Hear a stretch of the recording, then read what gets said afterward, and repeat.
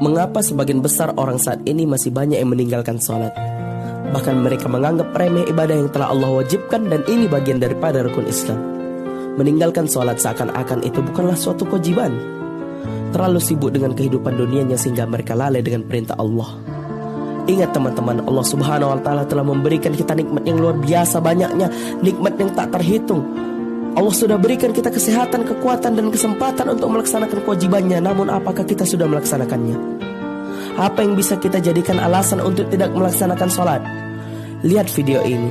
Dengan keterbatasan yang Allah berikan, tidak melunturkan semangat mereka untuk melaksanakan kewajiban kepada Allah subhanahu wa ta'ala. Masihkah engkau ingin lalai? Masihkah engkau beralasan untuk meninggalkannya?